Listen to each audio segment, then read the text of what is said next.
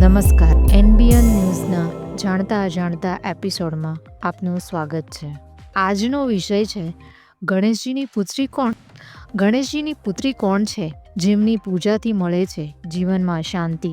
ભગવાન ગણેશનો વિવાહ રિદ્ધિ સિદ્ધિથી થયા હતા, જેમનાથી એમને 2 પુત્રોની પ્રાપ્તિ થઈ હતી, જેમનું નામ શુભ અને લાભ છે. શું તમે જાણો છો કે ગણેશજીને એક પુત્રી પણ છે, જે લગભગ બધા હિન્દુ ઘરોમાં તેમની પૂજા થાય છે? ગણેશજીના પુત્રીના સંબંધમાં એક રોચક કથા છે. આ કથા અનુસાર ગણેશજી એકવાર પોતાની બહેનથી રક્ષાસૂત્ર બંધાવી રહ્યા હતા, ત્યારે તેમના બંને પુત્રોએ પૂછ્યું કે આ શું છે? ત્યારે ગણેશજીએ બતાવ્યું કે આ રક્ષાસૂત્ર છે, જેને બહેન પોતાના ભાઈના હાથ પર બાંધે છે. આ સાંભળીને ગણેશજીના પુત્રોએ ઈચ્છા વ્યક્ત કરી કે એમને પણ એક બહેન જોઈએ. ગણેશજીએ પોતાના પુત્રોની ઈચ્છા પૂરી કરવા માટે પોતાની સિદ્ધિઓના બળ પર એક પુત્રીને અવતરિત કરી. એ પુત્રીનું નામ સંતોષી રાખવામાં આવ્યું. હા, ભગવાન ગણેશજીની પુત્રીનું નામ છે સંતોષી, અને કેટલાય હિન્દુ ઘરોમાં એમની પૂજા અર્ચના કરવામાં આવે છે. માનવામાં આવે છે કે એમનો જન્મ શુક્રવારના દિવસે થયો હતો,